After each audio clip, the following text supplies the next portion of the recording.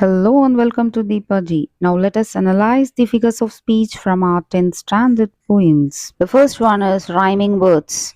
What is this rhyming words? Look at these poetic lines. So let the wave wind up the hill or down, over rough or smooth, the journey will be joy. Still seeking what I sought when but a boy. New friendship, high adventure and a crown. Note down the last word from each line. Last word என்னென்ன இருக்குது? First லைனில் பாருங்கள் down, second லைனில் Joy, ரெண்டும் ஒரே மாதிரி இருக்கா? இல்லை. தேர்ட் லைனில் பாய். ஸோ ஜாய் பாய் ரெண்டும் ஒரே மாதிரி சவுண்ட்ஸ் முடியுது. ஜாய் பாய், ஆய் ஆய் அப்படின்ற ஆய் சவுண்டில் முடியுது. Is it okay? So these are rhyming words. Joy boy. Last லைனில் லாஸ்ட் வேர்ட் பாருங்கள் க்ரௌன். ஸோ ஃபர்ஸ்ட் லைனில் டவுன், லாஸ்ட் லைனில் crown. So down and crown rhyming with each other. So இது வந்து ரைமிங் வேர்ட்ஸ். டவுன் க்ரௌன், அவுன் அவுன் அப்படின்றதுல முடியுது. Down crown. அண்ட் இன்னொரு செட் எது பார்த்தீங்கன்னா joy boy. So eureka, you have find out the rhyming words. The rhyming words are down, crown and joy boy. Now let's see the rhyme scheme for this stanza. ரெட்டில் note பண்ணியிருக்கிறது பாருங்கள், down and crown ரெண்டும் ஒரே மாதிரி இருக்கிறதுனால ரெண்டுத்துக்கும் AA நம்ம போடுறோம். ஜாய் பாய் ஆப்வியஸ்லி ரெண்டும் சேமாக இருக்குது, ரைமிங் வேர்ட்ஸில் இருக்குது. ஸோ ரெண்டும் ஒரே மாதிரி இருக்கிறதுனால நம்ம பிபி போடுறோம். அப்போது ரைம் ஸ்கீம் என்ன அப்படின்னு பார்த்தீங்கன்னா, for this stanza ABBA. Is it okay? First you have to find out the rhyming words. Rhyming words கண்டுபிடிச்சிட்டு அதுக்கப்புறம் நீங்கள் ஈஸியாக ரைம் ஸ்கீம் கண்டுபிடிச்சிடலாம். ரைமிங் வேர்ட்ஸ் ஒரே மாதிரி இருக்கிற ரைமிங் வேர்ட்ஸ்க்கெலாம் நம்ம ஒரு ஆல்ஃபபெட் போடணும், ஏஏ. இன்னொரு செட்டுக்கு நெக்ஸ்ட் ஆல்ஃபபெட் நம்ம மாற்றிக்கணும். Is it okay? Rhyme scheme A B B A. Next come to simile. What is the simile? Simile is nothing but comparing two things. ரெண்டு பொருட்களை நம்ம கம்பேர் பண்ணலாம், இல்லை ரெண்டு ஆட்களை நம்ம கம்பேர் பண்ணலாம், இல்லை ரெண்டு இடங்களை நம்ம கம்பேர் பண்ணலாம். ஒப்பிடும்போது கம்பேர் பண்ணும்போது we use like as. Like as அப்படின்னாக்கா இட் இஸ் நத்திங் பட் போல, இது போல அது, அது போல இது அப்படின்னு சொல்கிறது தான் லைக் ஆஸ் நம்ம யூஸ் பண்ணி. நம்ம டைரெக்டாக லைக் ஆஸ் யூஸ் பண்ணுவோம், போல யூஸ் பண்ணி சொல்கிறது simile. Is it okay? In grammar we have degrees of comparison. கிராமரில் பார்த்தீங்கன்னா பாசிட்டிவ் டிகிரியில் comparing two equal objects and comparing two unequal objects அப்படின்னு பார்த்துருப்பீங்க. லைக்வைஸ் இங்கே வந்து சிமிலி, poetic language, poetic device. Is it okay? Look at this line. Remember they have eyes like ours that wake. ஞாபகம் வச்சுக்கோங்க, அவர்களுடைய கண்களும் நம்ம கண்கள் போலவே தான் தூங்கும், விழிக்கும். அதாவது தூங்குறது, முழிக்கிறது. இங்கே என்ன சொல்ல வராங்கன்னா, அவர்களுடைய சென்சஸ் மாதிரி நம்மளுக்கும் சென்சஸ் இருக்குது அப்படின்னு சொல்கிறாங்க.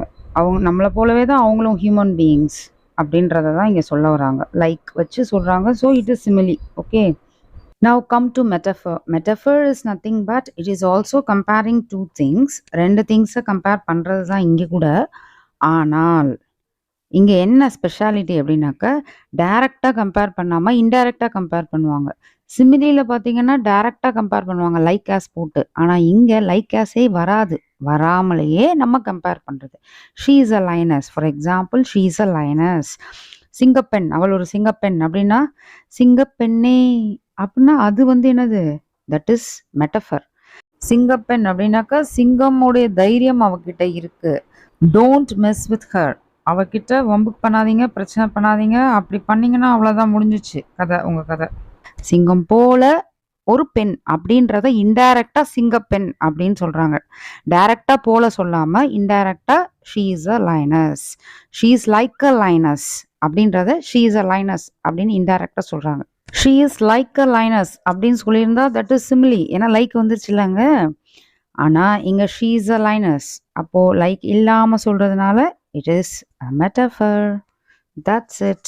Now we shall move on to the next poetic device, personification. Personification is nothing but நம்ம உயிரில்லாத திங்ஸ்க்கோ இல்லை உயிருள்ள அனிமல்ஸ், பேர்ட்ஸ்க்கோ நம்ம ஹியூமன் பீயிங்ஸ், மனிதனுடைய ஹியூமன் குவாலிட்டிஸை நம்ம கொடுத்தோம்னா that is personification. For example, we can pull and haul and push and lift and drive. இந்த poem இது the secret of the machines. இதில் மிஷன்ஸ் வந்து பேசுது. ஸோ யார் பேசுவா யூஸ்வலா? அனிமல்ஸ், பேர்ட்ஸா? இல்ல, பர்சன். ஸோ பர்சன் பேசுறதுனால, நம்ம அத மிஷினுக்கு குடுத்து பேச வைக்கிறதுனால, மிஷின் பெர்சனோட குவாலிட்டிய எடுத்து மிஷின் பேசுறதுனால, தட் இஸ் பெர்சானிஃபிகேஷன். மிஷின் எங்கேயாவது பேசுமா? பேசாது தானே. ஸோ மிஷின் பேசினாலும் அது வந்து பெர்சனோட குவாலிட்டிய வச்சு பேசுறதுனால, that is personification. Is it okay? Now let us see the next poetic device, that is onomatopoeia. இந்த நேமே டமால் டிமில்னு இருக்குல்ல, onomatopoeia means அதே மாதிரி தான் டமால் டிமில் sounds. It refers to the sounds. It may be artificial or natural sounds. Okay, splash, that is தண்ணியோட sound. Splash.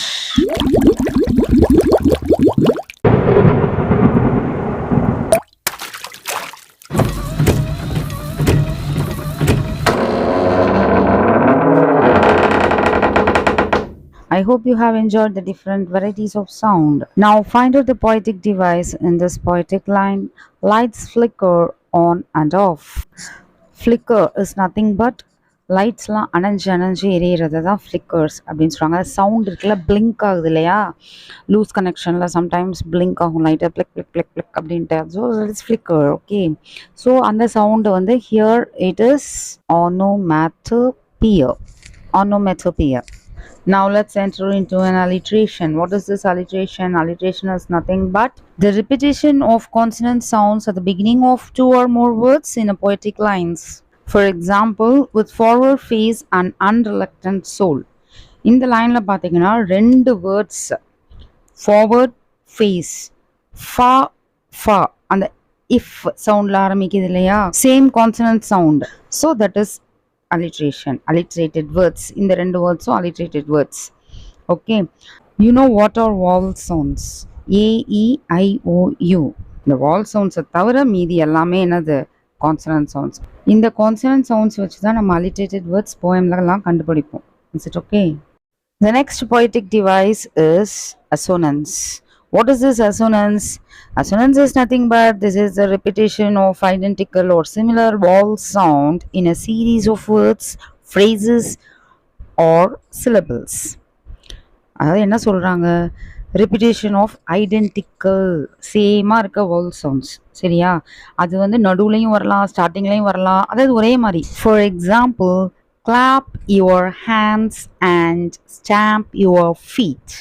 இதில் பார்த்தீங்கன்னா clap a, hands a, and a, stamp a, clap ha a, sta, இந்த மாதிரி a சவுண்டில் நடுவில் வருது.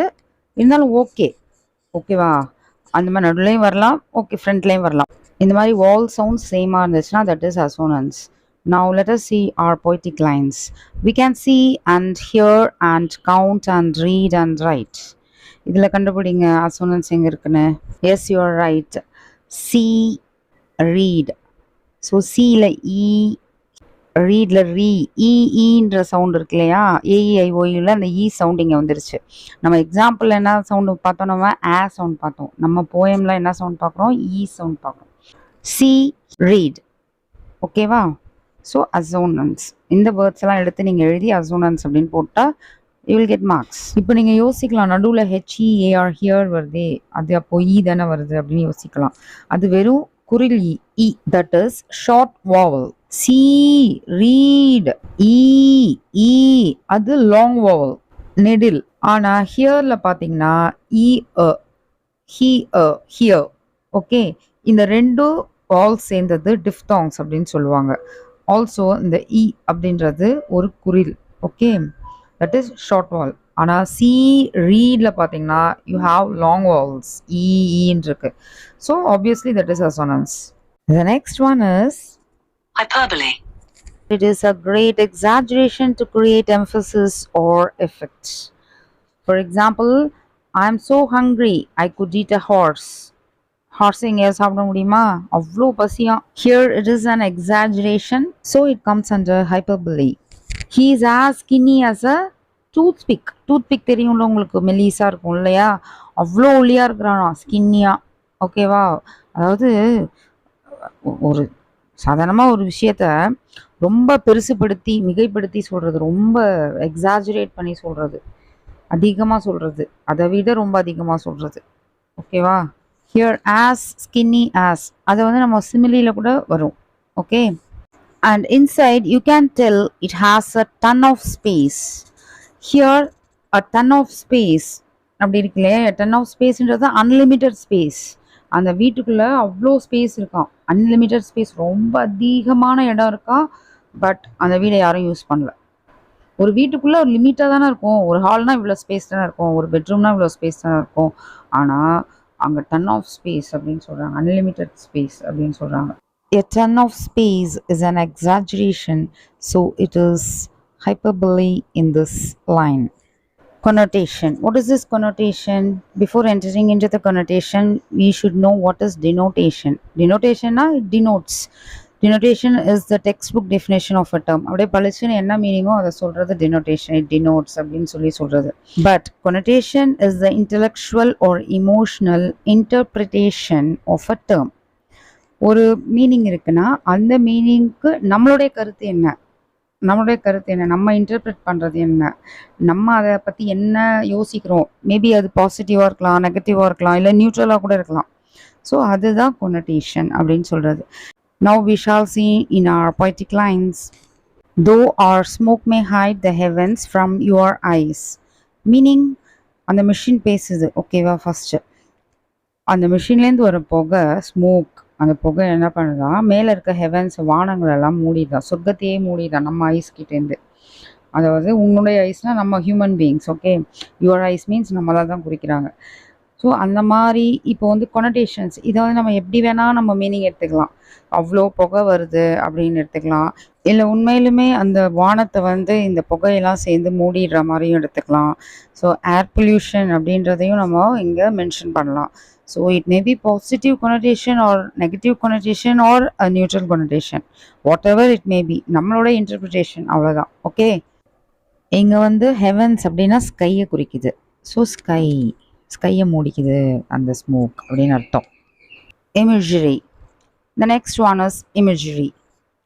Here we have imagery using sounds, using scent, using taste, using touch. It is a poetic device used to create images in the mind of the reader. So அதை படிக்கும் போதே அந்த இமேஜ்லாம் நம்ம கண்ணு முன்னாடி வரணும். So that is imagery. Is it okay? For example, visual imagery. That is, it describes what we see. நம்ம என்னென்னலாம் பார்க்குறோம், கலர்ஸ் பார்க்குறோம், பேட்டர்ன்ஸ், ஷேப்ஸ், சைஸ், அந்த மாதிரி. And then auditory imagery is nothing but it describes what we hear. நம்ம என்ன கேட்குறோம், music, noise, silence, like that it goes on. இமேஜரினா அந்த இமேஜஸ் நம்ம கண்ணு முன்னாடி வரணும், அதை படிக்கும் போது நம்ம கண்ணு முன்னாடி அப்படியே அது போகணும். தட் இஸ் இமேஜரி, அந்த இமேஜஸ்லாம் வரணும். Okay, olfactory images is nothing but it describes what we smell. நம்ம என்ன முகர்றோம் இல்லையா, நோஸில் ஸ்மெல் பண்ணுறோம் இல்லையா, வாசனை, நாற்றமோ இல்லை துர்நாற்றமோ ஏதோ ஒன்று, nice fragrance or bad orders.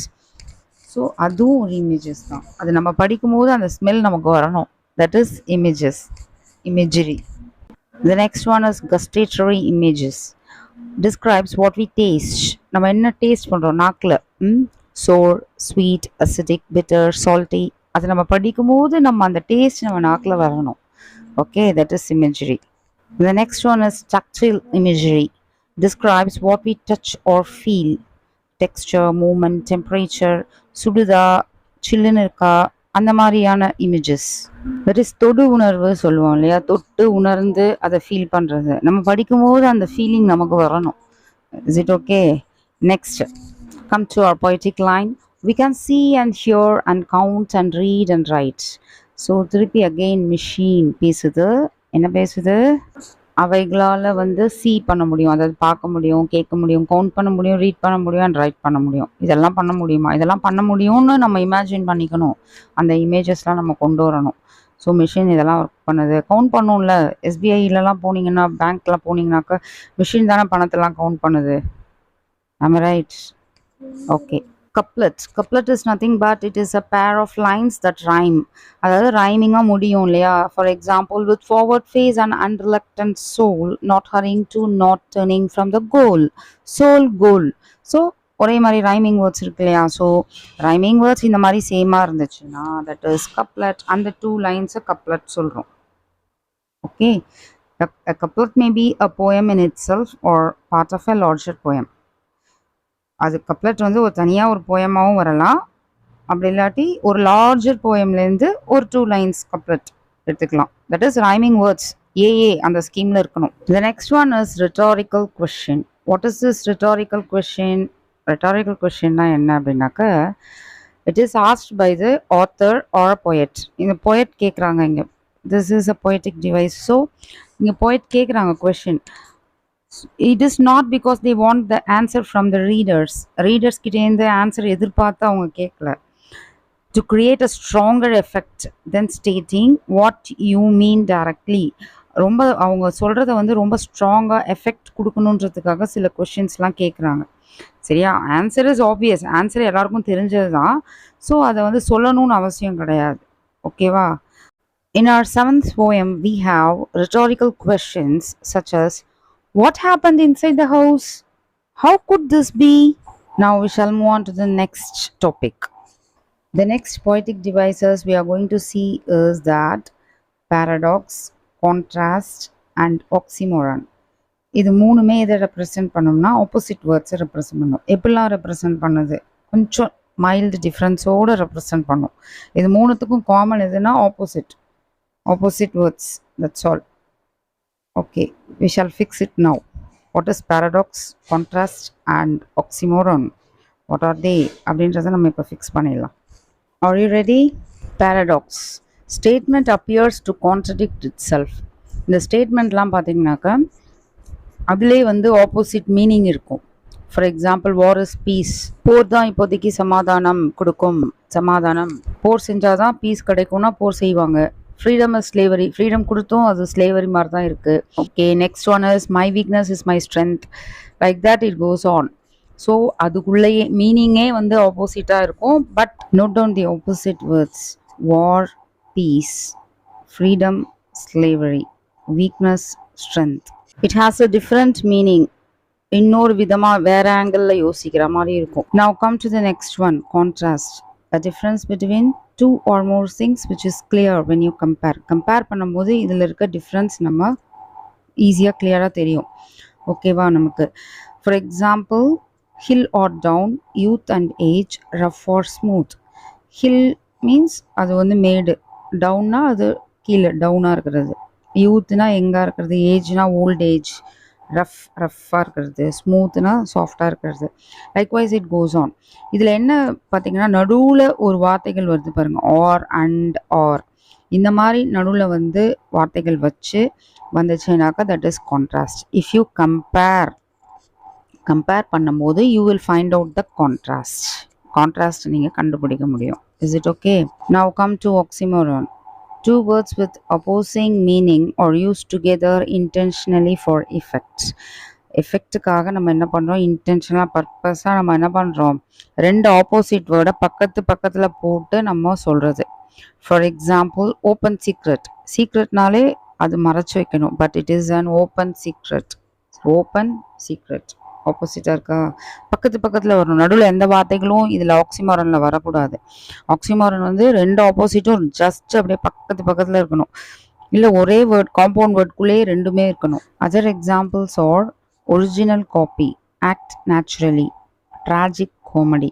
Tragedy அப்படின்னாலே சோகம், காமெடினா அது ஜாலியாக சிரிச்சிட்டு இருக்கிறது, சோகமும் சந்தோஷமும் கலந்து வருது. They are opposite words put together or used together intentionally for effect. நான் ஒரு ரீகேப் பாருங்கள். இந்த மூணுத்துக்குமே பேரடாக்ஸில் ஸ்டேட்மெண்ட்டில் கான்ட்ரடிக்ட் ஆகுது, ஆனால் ஆக்சிமோரானில் அந்த வேர்ட்லேயே contradiction. You can see that அந்த ஆப்போசிட் வேர்ட்ஸ். பேரடாக்ஸில் ஸ்டேட்மெண்ட்டில் கான்ட்ரடிக்ஷன், நடுவில் கான்ட்ராஸ்ட் ஒன்று இருக்குது பாருங்கள். அந்த கான்ட்ராஸ்டில் பார்த்தீங்கன்னா hill or down just opposite words, ஆனால் நடுவில் ஒரு கன்ஜங்ஷன் அந்த மாதிரி, இல்லை சில வேர்ட்ஸ் நடுவில் வரும், ஃப்ரேசஸ் அந்த மாதிரி நடுவில் வரும். Is it okay? The next literary device is epithet. What is this epithet? An epithet is a word or phrase which describes the main quality of someone or something. For example, a happy person. Epithets are usually adjectives like happy that describe a noun like person. ஒரு noun இருந்து அந்த நவுனுக்கு பக்கத்தில் ஒரு adjective வந்து அந்த adjective அந்த நவுனையே பக்கத்தில் இருக்க நவுனையே டிஸ்கிரைப் பண்ணுச்சுன்னா தட் இஸ் எபிசெட். ஓகே, பக்கத்து பக்கத்துலேயே இருக்கிறது. I hope you understand. Happy person, யார் ஹாப்பியாக இருக்கா அந்த பர்சன் தான் ஹாப்பியாக இருக்காங்க. ஸோ இது வந்து டைரெக்டாக பக்கத்து பக்கத்துலேயே இருக்குது. So that is epithet. Okay, now we shall shift or transfer to the transferred epithet. What is this? Transferred epithet is when this adjective is transferred to a different noun. For example, happy birthday. Birthday is a noun. Is it okay? Happy is an adjective. இதில் பார்த்தீங்கன்னா யாருக்கு birthday? ஒரு பர்சனுக்கு தான் birthday. அந்த person ஹாப்பியாக இருக்கணும்னு சொல்கிறதுக்கு happy birthday. But birthday is a different noun. Different noun means அந்த பர்சன் கிடையாது. Is it okay? ஸோ அந்த பர்சன்லேருந்து இங்கே பர்த்டேக்கு வந்து நம்ம என்ன பண்ணியிருக்கோம்? ட்ரான்ஸ்ஃபர் பண்ணியிருக்கோம் epithet. That is transfer epithet. அந்த அப்ஜெக்டிவை ட்ரான்ஸ்ஃபர் பண்ணியிருக்கோம் இந்த நவுன்லேருந்து அந்த நவுனுக்கு. ஸோ ஒரு பர்சனுக்கு ஹாப்பி பர்த்டே சொல்கிறோம். ஆக்சுவலாக அந்த ஹாப்பி யார் ஹாப்பியாக இருக்கணும்? அந்த பர்சன் தான் ஹாப்பியாக இருக்கணும். அதுக்காக தான் நம்ம சொல்கிறோம். புரிஞ்சுதா? பட் அட்ஜெக்டிவ் எதுக்கு பக்கத்தில் இருக்குது? பர்த்டேக்கு பக்கத்தில் இருக்குது. இந்த மாதிரி டிஃப்ரெண்ட் நவுன் பக்கத்தில் அந்த அட்ஜெக்டிவ் இருந்துச்சுன்னா that is transferred epithet. Now let us see some examples from the text, that is from our poems. Grumble family. இங்கே ஃபேமிலின்றது noun, grumble is an adjective. So அந்த ஃபேமிலியில் இருக்க எல்லா மெம்பர்ஸும் என்ன பண்ணுறாங்க? புலம்பிக்கிட்டே இருக்காங்க, முணங்கிக்கிட்டே இருக்காங்க, கிரம்பிள் பண்ணிக்கிட்டே இருக்காங்க. ஓகேவா? ஸோ டைரெக்டாக பக்கத்து பக்கத்தில் இருக்க அட்ஜெக்டிவும் நவுனும். So that is epithet. Next, peaceful harvest. What is that? Before entering into that phrase peaceful harvest, அதுக்கு முன்னாடி இருக்க லைன் நீங்கள் படிக்கணும், மைண்டில் வச்சுக்கணும். They too aware of sun and air and water are fed by peaceful harvest. Peaceful ஹார்வெஸ்ட்னா அவங்க ரொம்ப அந்த தேவை தான் குறிக்குது. Harvest is nothing but it is a noun. Peaceful is an adjective. Okay, யார் இங்கே சமாதானமாக அறுவடை செய்கிறாங்க அப்படின்னா மக்கள். அந்த மக்களை குறிக்குது அந்த தேன்ற அந்த ப்ரொனவுன். அந்த ப்ரொனவுன் யார்? மக்கள், பீப்புள். ஓகே, அவங்கள குறிக்கிறதுனால, அந்த நவுனை குறிக்கிறதுனால இட் இஸ் டிரான்ஸ்ஃபர்ட் எபித்தெட். ஆக்சுவலாக அந்த பீஸ்ஃபுல் யார் சமாதானமாக இருக்கிறாங்க? அந்த மக்கள் தான் சமாதானமாக இருக்கிறாங்க. அந்த பீஸ்ஃபுல் அப்படின்ற அட்ஜெக்டிவ் அந்த மக்கள் கிட்டேருந்து ஹார்வெஸ்ட் கிட்ட transfer ஆயிடுச்சு. So that is transferred epithet. In this chart we are going to see anaphora, refrain and repetition. What is anaphora? The deliberate repetition of the first part of the sentence. That is, words are repeated at the beginning of successive clauses, phrases or sentences. That is, first part of the sentence. In the first part of the sentence வந்து word இருக்கலாம், normally ஒரு word இருக்கலாம், or phrase, clause அந்த மாதிரி இருக்கலாம். Okay, இல்லை சென்டென்ஸே திருப்பி full sentence கூட ரிப்பீட் ஆகலாம். இந்த மாதிரி first part of a sentence அது வந்து ரிப்பீட் ஆகிக்கிட்டே இருந்ததுன்னா நிறையா சென்டென்ஸில், that is anaphora. Now let's see an example from the ant and the cricket. Not a crumb to be found, not a flower could he see, not a leaf on a tree. Not here, not here, not here அப்படின்னு first பார்ட்டில் words not here அப்படின்ற அந்த words, okay, அது ரிப்பீட்டடாக வந்திருக்கு. First பார்ட்டில் வந்திருக்கு, அதுதான் மெயின். ஃபர்ஸ்ட் பார்ட்டில் வந்திருக்கு. இதுதான் anaphora. ஃபர்ஸ்ட் பார்ட்டில் சேமாக வேர்ட்ஸோ இல்லை ஃப்ரேசஸோ கிளாஸஸோ ரிப்பீட்டடாக சென்டென்சஸில் வந்துச்சுன்னா, ஃபர்ஸ்ட் பார்ட்டில் வந்துச்சுன்னா that is anaphora. In the sixth poem from your textbook, No Men or Foreign, you have anaphora starting with the word remember. இந்த remember அப்படின்ற word 4 times first startingலே beginningலே வந்திருக்கு. So obviously that is anaphora. Now come to refrain. Refrain is also repeated words or phrases like that. Refrain repeats at regular intervals in a poem, contributes to rhyme of the poem, highlights the key idea of the poem. In the refrain la இப்போ I'm going to recite one poem. London Bridge is falling down, falling down, falling down. London Bridge is falling down, my fair lady. Next stanza. Build it up with iron bars, iron bars, iron bars. Build it up with iron bars, my fair lady. இந்த last லைனில் பாருங்கள், my fair லேடின்னு கொடுத்துருக்காங்க இல்லையா? So it repeats at regular intervals. ரெகுலராக ஒரு 3 லைன்ஸ்க்கு அப்புறம் மை ஃபேர் லேடி அப்படின்ற வேர்ட்ஸு ரிப்பீட் ஆகுதா? So it contributes to rhyme of a poem and also highlights the idea of the poem. Now fix the same verse in anaphora. Anaphora columnல வச்சு இந்த verse பாருங்க இப்போ. First stanzaல London Bridge is falling down, and then the first stanza third lineல London Bridge is falling down. Repeated இருக்கா? Deliberate repetition of the first part. First part repeated இருக்கா?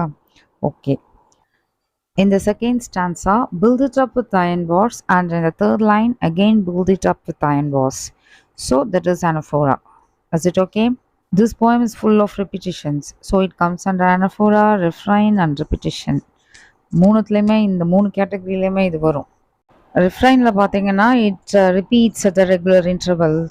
For example, my fair lady, my fair lady. The next one is repetition.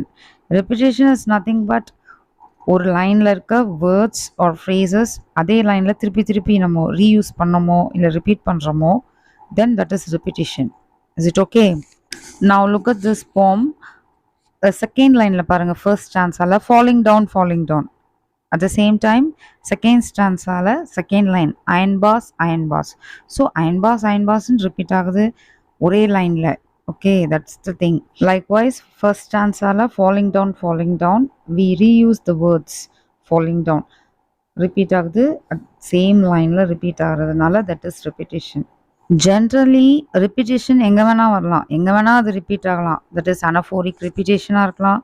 Refrain கூட we can say it as repetition, but repetition particular சொன்னீங்கன்னாக்கா anywhere எங்கே வேணால் வரலாம். But இந்த poetic டிவைஸில் நமக்கு கொடுக்கப்பட்டதில் ஒரே லைனில் இஃப் இட் ரிப்பீட்ஸ் அது சேம் வேர்ட்ஸை நம்ம ரீயூஸ் பண்ணுறோம் அப்படின்னாக்கா that is repetition. Is it okay? Let us see some examples from our text itself. Look at the first line. It is taken from the poem The Grumble Family. They growl at the rain and they growl at the sun. They growl அப்படின்னு ஒரே லைன்லே 2 times அதை நம்ம repeat பண்ணியிருக்கோம், or you can say it as reuse பண்ணியிருக்கோம். So that is repetition. And come to the second line. She is today's woman dear. So today's woman. It is taken from I am every woman. So today's womanன்றதை நம்ம 2 வாட்டி repeat பண்ணியிருக்கோம். So that is repetition in the second sentence. And in the first lineல பார்த்தீங்கன்னா they growl, அதுதான் repetition, repeated words. Why are anaphora, refrain, repetition used? It is used to engage readers' auditory skill, to reflect certain feelings or mood, to add fun, rhyme or artistic effects in the literary piece of work. The next figure of speech we are going to see is synecdoche. Synecdoche is a Greek word. அப்படின்னாக்கா ஒன்றாக உள்வாங்கிக் கொள்வது இல்லை ஒன்றாக புரிந்து கொள்வது. கொஞ்சம் சொன்னாலும் ஃபுல்லாக புரிஞ்சுக்கிறது, ஃபுல்லாக சொன்னாலும் எந்த பாட்டை நம்ம குறித்து சொல்கிறோமோ அதை புரிஞ்சுக்கிறது. It is a figure of speech in which a part is made to represent the whole or vice versa. For example, western wave. What is this western wave? It is a synecdoche as it refers to the sea by the name of one of its parts. That is wave. அந்த சீல ஒரு பார்ட்டாக இருக்கிற அந்த வேவ்னா என்னது? அலை. அந்த வேவை mention பண்ணி நம்ம ஒரு சீயை ரெஃபர் பண்ணுறோம். ஸோ அந்த வேவ் அப்படின்றத அந்த சீயோட ரெப்ரசன்டேட்டிவ் மாதிரி. It is a part of the sea. So அது ஒரு பார்ட், சீல அது ஒரு பார்ட். அந்த ஒரு பார்ட்டை மென்ஷன் பண்ணி நம்ம என்ன பண்ணுறோம்? சீயையே ரெஃபர் பண்ணிடுறோம். Is it okay? The next example is India won the match. இந்தியாவில் ஒரு பார்ட் ஆகிய அந்த டீமில் இருக்கிற பிளேயர்ஸ் வின் பண்ணிட்டாங்க. ஸோ அந்த பிளேயர்ஸை குறிக்கிறதுக்கு ஃபுல்லாக ஹோல் இந்தியாவை நம்ம என்ன பண்ணுறோம்? மென்ஷன் பண்ணுறோம். ஸோ யாரை ரெஃபர் பண்ணுறதுக்கு? அந்த பிளேயர்ஸை ரெஃபர் பண்ணுறதுக்கு. So players won the match, Indian players won the match அப்படி தான் நம்ம சொல்லியிருக்கணும். பட் இந்தியா ஒன் த மேட்ச்னாக்கா is obviously it is clear that there is no doubt those players won the match. Player விளையாண்டா தானே ஜெயிக்க முடியும், இந்தியா போய் தானே ஜெயிக்க முடியுமா? ஸோ அந்த பார்ட் பிளேயர்ஸ்ன்ற அந்த பார்ட்டை ஒரு பகுதியை குறிக்கிறதுக்கு we use whole India to represent those players. அந்த பிளேயர்ஸ் ஒரு பார்ட் தான், இந்தியா தான் whole. Now let us analyze the poetic line from our poem 7. And inside you can tell it has a ton of space, but at the same time it is bare to the bone. Look at the first line. First line பாருங்க. It has a ton of space. What is the meaning of that? The ton of space represents the grandeur of the house and not just the inside of the house. The poet emphasizes that the entire house seems big. இது எப்படி இருக்குன்னா ஒரு பானை சோறுக்கு ஒரு சோறு பதம் அப்படின்னு சொல்லுவோம் இல்லையா? அப்போ ஒரு பெரிய வீட்டுக்கு இன்சைட்ல டன் ஆஃப் ஸ்பேஸ், நிறைய ஸ்பேஸ் இருக்கு, பெரிய பிரம்மாண்டமா இருக்கு உள்ள. அப்போ வெளியவும் ஆப்வியஸ்லி பெருசா தான் இருக்கும், பிரம்மாண்டமா தான் இருக்கும், பங்களா மாதிரி இருக்கும். ஓகே, ஸோ பெரிய வீடை நம்ம என்னன்னு சொல்றோம், இன்சைட்ல டன் ஆஃப் ஸ்பேஸ் இருக்குன்றோம், நிறைய இடம் இருக்குன்றோம். அப்போ வெளியவும் நிறைய இடம் இருக்கு. அப்போ from parts to the whole, அதாவது இன்சைட் சொன்னா நம்ம முழு வீடும் எப்படி இருக்கும்னு நம்ம என்ன பண்ணிக்கலாம், கணிச்சுக்கலாம். ஓகே, அது அப்போ ஒரு பங்களாவா தான் இருக்கணும் அப்படின்ட்டு. So the synecdoche here is inside it has a ton of space. Now let us analyze the second line. But at the same time it is bare to the bone. It is bare to the bone. அந்த வீடு உயிர் வாழ்றதுக்கு தகுதி இல்லை, அங்கே எந்த வசதியும் இல்லை, அதுதான் விஷயம். சரியா? Okay, let us analyze this. அந்த போன் எங்கே இருக்குது? அந்த போன் ஒரு ஸ்கெலட்டனில் இருக்கும். ஓகே, அந்த ஸ்கெலட்டன் எங்கே இருக்கும்? எது உள்ள இருக்கும்? நம்மளோட பாடிக்குள்ளே இருக்கும். சரியா? அப்போ பாடினா என்னது? ஒரு உருவம் வந்துருச்சு. ஓகே, அப்போது அந்த உருவத்துக்கு ஒரு உயிர். ஓகே, அப்போது ஒரு ஹியூமன் பீயிங். அப்போது ஒரு ஹியூமன் பீயிங்க்கு அங்கே வாழ்கிறதுக்கு வசதி இல்லை. அப்போது ஒரு பார்ட் போன்லேருந்து நம்ம எங்கே போயிட்டோம்? ஒரு ஹியூமன் பீயிங்க்கே போயிட்டோம். சரியா? அப்போ ஒரு பார்ட்லேருந்து ஒரு ஹோல் பீயிங் போயிட்டோமா? So that is synecdoche. And then we shall move on to the next figure of speech. Metonymy. What is metonymy? Metonymy is nothing but it is a change of name.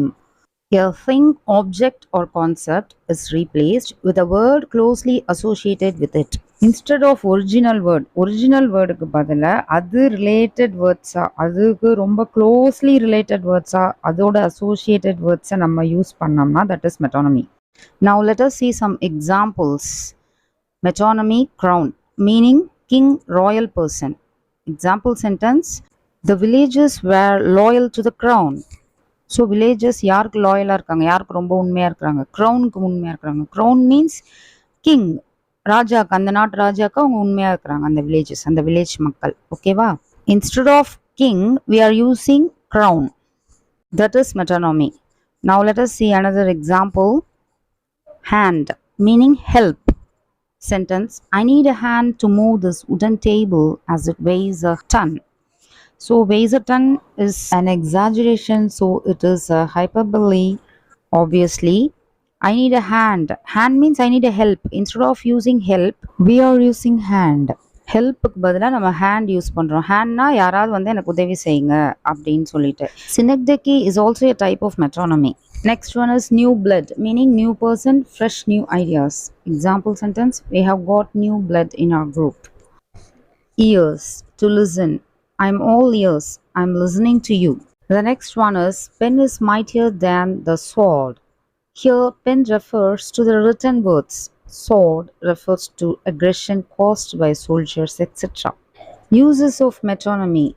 It gives life and color to words, phrases, and sentences. It makes the reader think deeply and awakens their imagination.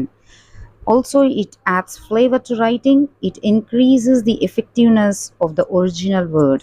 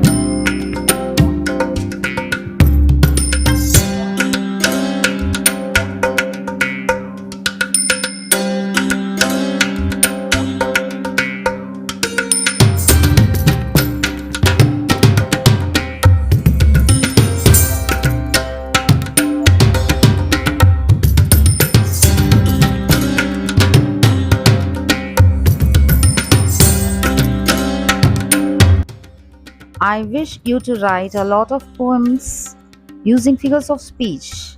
Thanks for your patience. May God bless you all.